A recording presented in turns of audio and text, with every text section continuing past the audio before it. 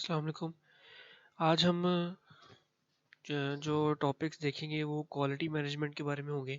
तो quality management में सबसे पहले हम देखेंगे क्वालिटी कॉन्सेप्ट्स के बारे में कि सॉफ्टवेयर इंजीनियरिंग में जब आप सॉफ्टवेयर डेवलपमेंट करते हैं तो उसमें क्वालिटी जो है वो कितनी मैटर करती है और क्वालिटी होती क्या है सबसे पहले तो, और फिर क्वालिटी इतनी मैटर क्यों करती है सॉफ्टवेयर डेवलपमेंट में। तो इसमें सबसे पहले हम देखते हैं कि क्वालिटी होती क्या है। क्वालिटी क्या होती है उसको हम सिंपली इस एक फॉर्मूला के थ्रू जो है हम अंडरस्टैंड कर सकते हैं, और वो ये है कि क्वालिटी अगर आपके सॉफ्टवेयर की अच्छी है तो इसका मतलब ये है कि यूज़र उससे सेटिस्फाई है। इन शॉर्ट आपने क्वालिटी को अचीव करने के लिए यूज़र सेटिस्फेक्शन को अचीव करना है। तो यूज़र सेटिस्फेक्शन को अचीव करने के लिए कुछ इंपॉर्टेंट चीज़ें, जिसमें सबसे पहले कंप्लेंट प्रोडक्ट, यानी पहले तो वो प्रोडक्ट जिसके बारे में जो है डिमांड की गई है वो प्रोडक्ट होनी चाहिए, उसको प्रोडक्ट की अच्छी क्वालिटी होनी चाहिए, और फिर उस प्रोडक्ट को बजट और शेड्यूल के मुताबिक डिलीवर हो जाना चाहिए, यानी बजट के अंदर रहते हुए और with in the limited time उसे कंप्लीट होकर डिलीवर हो जाना चाहिए। तो अगर ये चीज़ें आप अचीव कर रहे हैं तो इसका मतलब आपका यूज़र आपसे सेटिस्फाई है, और यूज़र सेटिस्फाई है तो मतलब ये कि आपके सॉफ्टवेयर की जो क्वालिटी है वो भी अच्छी है। सॉफ्टवेयर क्वालिटी को हम अगर डेफिनेशन इसकी अगर हम करें तो डेफिनेशन कुछ यूं होगी कि an effective software process applied in a manner that creates a useful product that provides measurable value for those who produce it and those who use it. Software process एक ऐसा इफेक्टिव सॉफ्टवेयर प्रोसेस जो आप एक ऐसे तरीके से apply करते हैं किसी वेल ऑर्गेनाइज्ड अप्रोच के ज़रिए, जिसके ज़रिए आप एक यूज़फुल प्रोडक्ट क्रिएट करते हैं, और वो प्रोडक्ट जो है वो अ, जिन्होंने उस प्रोडक्ट को प्रोड्यूस किया है उनके लिए भी फ़ायदेमंद होती है, और जिन्होंने उस प्रोडक्ट को इस्तेमाल करना है वो उनके लिए भी फ़ायदेमंद होती है। तो इन शॉर्ट सॉफ्टवेयर क्वालिटी क्या है? एक ऐसा सॉफ्टवेयर डेवलप करना जो सॉफ्टवेयर बनाने वाले के लिए भी और उसे इस्तेमाल करने वाले के लिए भी फ़ायदेमंद हो। इसी तरह से डेविड गार्विन की कुछ डायमेंशंस हैं जो कि सॉफ्टवेयर क्वालिटी से रेलिवेंट है। वो उसमें सबसे पहले आती है performance quality. Performance quality: does the software deliver all content, functions and features that are specified as part of the requirements model in a way that provides value to the end user? Performance quality क्या होती है? क्या आपका software performance wise ऐसी quality provide कर रहा है जिसमें रिक्वायरमेंट के मुताबिक सारा कंटेंट भी हो, सारी फंक्शनैलिटीज भी पूरी हो रही हो, सारे फीचर्स भी शामिल हों, तो उसको हम कहते हैं परफॉर्मेंस क्वालिटी। फीचर क्वालिटी क्या होती है? Does the software provide features that surprise and delights first time and users? क्या सॉफ्टवेयर में ऐसे फीचर्स हैं जो कि देखने वाले को पहली नज़र में सरप्राइज कर दें, यानी कुछ न्यू फीचर्स, कुछ न्यू आइडियाज? जो ऑलरेडी बने हुए फीचर्स हैं वो अगर आप शामिल कर रहे हैं तो वो तो कोई अच्छी क्वालिटी ना हुई। तो फिर तो आपका सॉफ्टवेयर क्यों इस्तेमाल करेंगे लोग? जो पहले से बना हुआ है सॉफ्टवेयर जो कि जिस पर लोगों को एतमाद भी है, लोग वो इस्तेमाल करेंगे क्योंकि वो फीचर सारे उसमें ऑलरेडी हैं। तो आपका सॉफ्टवेयर वो क्यों इस्तेमाल करेंगे अगर उसमें कुछ नया फीचर्स शामिल ही नहीं है? Reliability: does the software deliver all features and capability without failure? Reliability मतलब क्या सॉफ्टवेयर काबिल एतमाद है? तमाम फीचर्स जो सॉफ्टवेयर डिलीवर कर रहा है, क्या वो पूरा सॉफ्टवेयर उन फीचर्स को मिलाकर इतना कैपेबल है कि वो बिना फेलर के एग्जीक्यूट हो सके? Conformance: does the software conform to local and external software standards that are relevant to the application? क्या आपका सॉफ्टवेयर तमाम इंटरनल, लोकल और एक्सटर्नल स्टैंडर्ड्स को मीट कर रहा है? Durability: can the software be maintained और corrected without the inadvertent generation of unintended side effects? आप पूरा सॉफ्टवेयर जो है सपोज जितने भी टाइम के लिए, जितने भी ड्यूरेबिलिटी के लिए इस्तेमाल कर रहे हैं, क्या वो पूरा सॉफ्टवेयर बिना साइड इफेक्ट्स के, कोई आपके सिस्टम को कोई साइड इफेक्ट पहुंचाए बगैर एफिशिएंट वर्किंग कर रहा है? Serviceability, can the software be maintained और corrected in an acceptability short time period? क्या आपका सॉफ्टवेयर तो बन गया, लेट्स सपोज सॉफ्टवेयर रेडी है, आपने इम्प्लीमेंट कर दिया है, अब आपने उसे मेंटेन करना है। अब उसकी मेंटेनेबिलिटी और उसकी करेक्टनेस, यानी उसमें इंस्टॉल करते हुए जो एरर्स वगैरह रिमूव हुए हैं या करने हैं, वो शॉर्ट पीरियड में पूरे हो सकते हैं? ऐसा तो नहीं है कि मैंने आप सॉफ्टवेयर बनवाया, आपने बनाकर इम्प्लीमेंट कर दिया मेरे सिस्टम पे, लेकिन आप महीने 2 महीने आप उसकी मेंटेनेंस पे और उसकी डीबगिंग पे लगा रहे हैं। तो इस तरह तो मेरा 1-2 महीने तक मैं इंतजार ही करता रहूँगा कि कब आपकी डीबगिंग और मेंटेनेंस पूरी होगी तो मैं सॉफ्टवेयर इस्तेमाल करूँगा। तो ये भी एक अच्छी क्वालिटी नहीं होती। इस तरह मेरे ज़हन में या यूज़र के ज़हन में ये आ सकता है कि क्या सॉफ्टवेयर बनाया है इसने, जो इससे इम्प्लीमेंट ही नहीं हो रहा। ठीक है? इसी तरह से aesthetics, there is no question that each of us has a different and very subjective vision of what is aesthetic, and yet most of us would agree that an aesthetic entity has a certain elegance, a unique flow, and an obvious presence that are hard to quantify, that are evident but are evident nonetheless. Aesthetic software has three characteristics. आपका software तमाम उन unique features और उन तमाम standards को meet कर रहा है या नहीं, ये एस्थेटिक्स होते हैं। और इसमें तीन चीज़ें जो है वो तीन करेक्टरिस्टिक्स शामिल होते हैं। Perception, in some situations you have a set of prejudices that will influence your perception of quality. For example, if you are introduced to a software product that was built by a vendor who has produced poor quality in the past, your guard will be raised and your perception of the current software product quality might be influenced negatively. अब aesthetics में एक चीज़ ये आती है कि आप एक ऐसे पर्सन से सॉफ्टवेयर या आप सॉफ्टवेयर कोई भी इंस्टॉल कर रहे हैं, ख़रीद रहे हैं, तो ख़रीदते वक्त हम ये देखते हैं कि वो सॉफ्टवेयर बनाया किसने। लेट्स सपोज वो एक ऐसे डेवलपर ने बनाया है जिसकी रेपुटेशन पास्ट में कुछ खास अच्छी नहीं है, यानी पुअर क्वालिटी सॉफ्टवेयर जो है उसने पहले डेवलप किए और आप उन्हें एक्सपीरियंस कर चुके हैं। तो आप सिर्फ उन एक्सपीरियंसेस की बेस पर ये गेस कर लेते हैं, ये परसेप्ट कर लेते हैं कि जो अब भी इस आदमी ने सॉफ्टवेयर बनाया होगा वो अब भी पुअर क्वालिटी का ही होगा, बिना उसे यूज़ किए। तो इस तरह से जो है एक नेगेटिव इम्पैक्ट जो है पड़ सकता है। सिमिलरली अगर आपने एक ऐसा सॉफ्टवेयर डेवलपर चूज़ किया जिसकी रेपुटेशन जो है वो पहले अच्छी थी, तो आप खुद ही से माइंड में ये परसेप्शन बना देते हैं कि अब भी जो इसने डेवलपमेंट की होगी वो अच्छी होगी, चाहे वो अच्छी ना भी हो। इसी तरह से मैककॉल्स क्वालिटी फैक्टर है।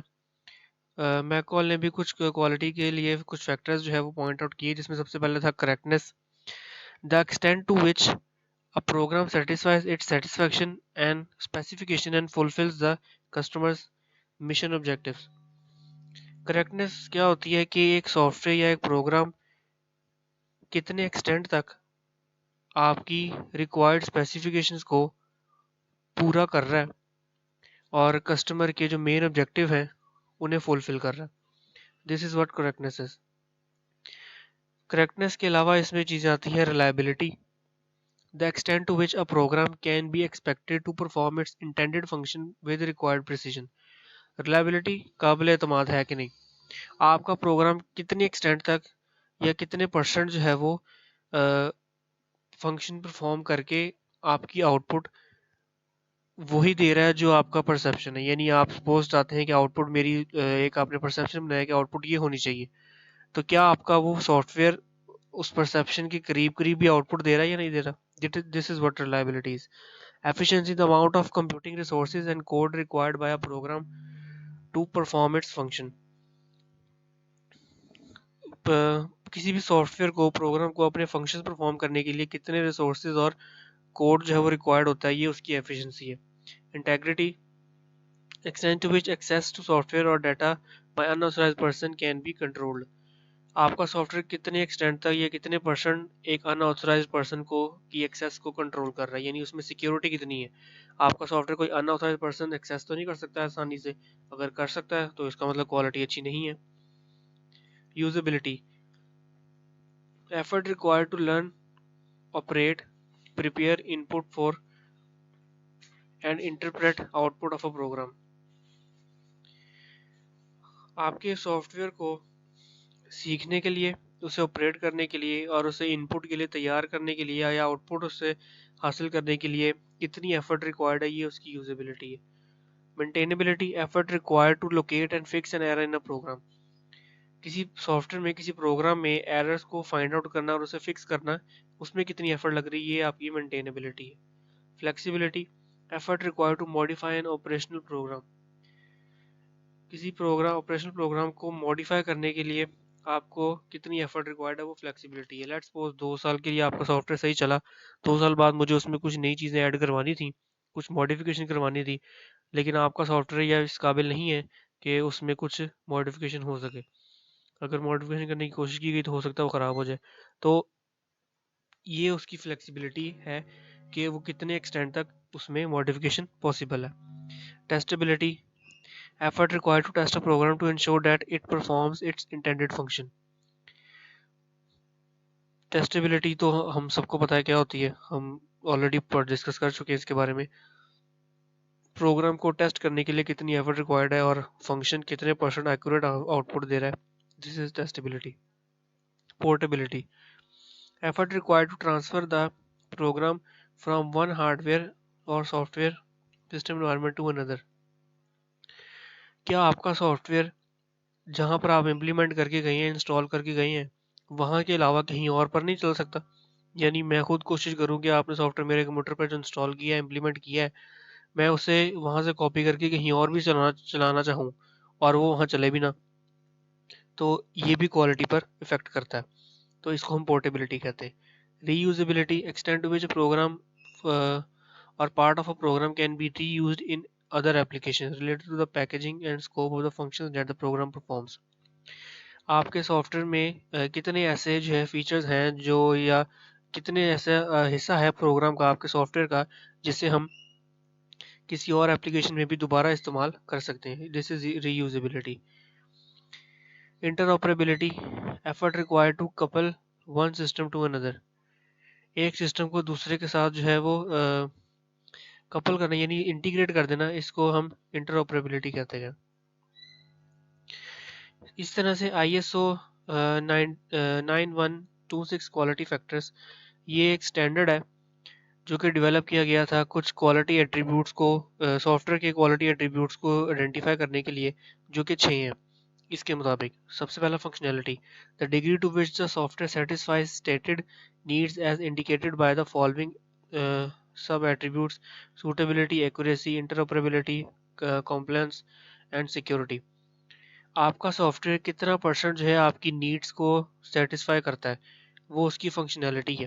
यानी जो फंक्शनैलिटी सॉफ्टवेयर परफॉर्म कर रहा है, जो फंक्शंस परफॉर्म कर रहा है या सर्विसेज आपको प्रोवाइड कर रहा है, क्या वो आपकी ज़रूरतों को भी पूरे कर रहे हैं या नहीं।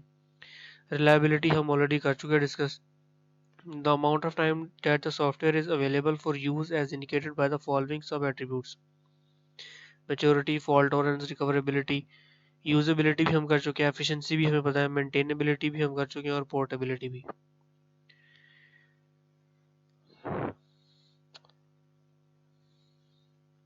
इसी तरह से कुछ हमारे पास सॉफ्टवेयर में ये टारगेटेड क्वालिटी फैक्टर्स, यानी कुछ क्वालिटी फैक्टर्स और भी शामिल हैं, जैसे intuitiveness, the degree to which the interface follows expected usage patterns so that even a novice can use it without significant training. यानी यूज़र आपको ये इंटरफेस का आइडिया देकर गया जी कि मुझे इंटरफेस इस टाइप का चाहिए, इस टाइप का इंटरफेस मैं ज़्यादा फेमिलियर हूँ, मेरे लिए यूज़ करना आसान है, तो आप सॉफ्टवेयर का इंटरफेस ऐसा ही रखिएगा। तो आपका सॉफ्टवेयर कितनी परसेंट तक जो है उस इंटरफेस को फॉलो कर रहा है जो कि यूज़र एक्सपेक्ट कर रहा है। तो अगर ऐसा इंटरफेस होगा तो यूज़र को बिना ट्रेनिंग भी के भी उस सॉफ्टवेयर को चलाने में मुश्किल नहीं होगी। इसे हम कहते हैं इंट्यूटिवनेस। Efficiency, the degree to which operations and information can be located or initiated. Robustness, the degree to which a software handles bad input data or inappropriate user interaction. आपने यूजर को इनपुट सॉफ्टवेयर को input सही नहीं दी, यानी input software जो है let's suppose मांग रहा है नंबर्स की फॉर्म में, आप नंबर्स की बजाय किसी और फॉर्म में उसे इनपुट दे रहे हैं, तो आपका सॉफ्टवेयर ऐसे केस में क्या जो है उसे रिएक्ट करना चाहिए, यानी कैसे उसे हैंडल करना चाहिए इस बैड इनपुट को, इसे कहते हैं robustness. Richness, the degree to which the interface provides a rich feature set. आपका सॉफ्टवेयर जो है वो या आपका इंटरफेस फीचर्स वाइज कितना रिच है, यानी कितने फीचर्स जो है तक जो है वो फैला हुआ है, उसे हम रिचनेस कहते हैं।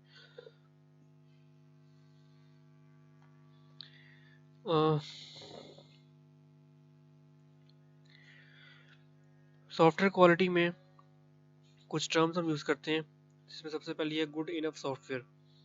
एक गुड इनफ सॉफ्टवेयर वो होता है जो कि क्वालिटी, कॉस्ट हर लिहाज से अफोर्डेबल हो, यानी बहुत ज़्यादा हाई क्वालिटी भी इसकी ना हो, यानी बहुत ज़्यादा वो हाई कॉस्ट पर भी ना बनाओ, बजट भी बहुत ज़्यादा ना देता हो, हर लिहाज से वो अफोर्डेबल हो, वो गुड इनफ सॉफ्टवेयर कहलाता है।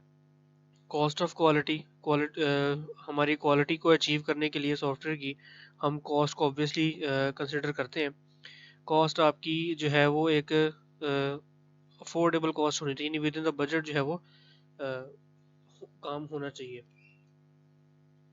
जैसे फॉर एग्जांपल आपकी रिक्वायरमेंट, डिज़ाइन, कोडिंग, टेस्टिंग और मेंटेनेंस ग्राफ के ज़रिए इसकी कॉस्ट जो है वो एक्सप्लेन की गई है। This is relative cost of correcting errors and defects. सिर्फ इस सॉफ्टवेयर की कॉस्ट जो एरर्स और डिफेक्ट्स को डिटेक्ट करने में या करेक्ट करने में लगी है, ये ग्राफ उसको शो कर रहा है। और आप देख सकते हैं कि रिक्वायरमेंट्स की फेज़ में कॉस्ट जो है वो लगी है कुछ रिक्वायरमेंट्स डिटेक्ट करने में, फिर डिज़ाइन में भी, कोडिंग में, टेस्टिंग में और मेंटेनेंस में, तो कॉस्ट जो है वो बढ़ती जाती है। तो इस कॉस्ट को खुद जो है सॉफ्टवेयर डेवलपर को कंट्रोल करना चाहिए। उसके अलावा कुछ रिस्क होते हैं आपके सॉफ्टवेयर में। ऑब्वियसली रिस्क क्या होते हैं? रिस्क वो तमाम जो है थ्रेट्स होते हैं जो कि हम एक्सपेक्ट कर सकते हैं कि आपका सॉफ्टवेयर इस तरह का डिफेक्ट शो कर सकता है। तो ये भी जो है अगर रिस्क आप रिमूव नहीं करेंगे या टाइमली आइडेंटिफाई नहीं करेंगे, जिससे हमने रिस्क आइडेंटिफिकेशन टॉपिक पढ़ा है पहले, तो अगर ये नहीं आप आइडेंटिफाई करेंगे तो आपकी ऑन द होल आपके सॉफ्टवेयर की क्वालिटी जो है वो पुअर की तरफ जाती जाएगी। उसके बाद negligence and liability. Let's suppose आपके सॉफ्टवेयर में कोई छोटा सा एरर आ गया, आप कहते हैं चलो ये माइनर सा है, इसको हम इग्नोर कर सकते हैं, चाहे वो हर लिहाज से माइनर हो, तो वो छोटी सी नेग्लिजेंस भी आपके लिए बड़ा इशू क्रिएट कर सकती है। उसकी साथ और एरर्स जुड़ के आपको एरर जो है वो बढ़ सकते हैं। Quality and security. आपके सॉफ्टवेयर की क्वालिटी के साथ साथ सिक्योरिटी भी जो है ऐसी होनी चाहिए कि यूज़र उससे भी जो है सेटिस्फाई हो जाए। मैनेजमेंट एक्शन परफॉर्म करने की क्या जो है वो इम्पैक्ट होते हैं आपके सॉफ्टवेयर डेवलपमेंट पे। Estimation decisions. आपकी पूरी सॉफ्टवेयर टीम अगर एस्टिमेशन डिसीजंस नहीं करती तो उसके नुकसान भी हो सकते हैं, और अगर करती है तो फ़ायदे भी हो सकते हैं। यानी काम शुरू करने से पहले अगर कुछ एस्टिमेशन लगा लिया जाए तो उस काम को पूरा करने में हेल्प आउट होता है थोड़ा। इसी तरह शेड्यूलिंग डिसीजंस। अगर आपने अपने सॉफ्टवेयर का जो पूरा प्रोजेक्ट है उसको शेड्यूल ही नहीं किया, आप बस सॉफ्टवेयर मिला, आपने जो है प्रोजेक्ट स्टार्ट कर दिया और आप बस लगे हुए हैं, उसको टाइम कितना गुजर रहा है आप भी नोटिस नहीं कर रहे, और यूज़र जो है वो वेट कर रहा है कि आप कब जो है सॉफ्टवेयर डिलीवर करेंगे उसे, तो ये एक अच्छा इम्पैक्ट नहीं बनता। इसे शेड्यूलिंग डिसीजंस लिए ज़रूरी है। Risk oriented decisions. आपको सॉफ्टवेयर बनाने से पहले जो है रिस्क ओरिएंटेड डिसीजन लेने चाहिए कि अगर मेरे सॉफ्टवेयर में इन टाइप्स के रिस्क अगर हो जाते हैं तो मुझे किस तरह से उन्हें रिमूव करने या किस तरह उन्हें रिमूव करने के लिए टाइम देना है।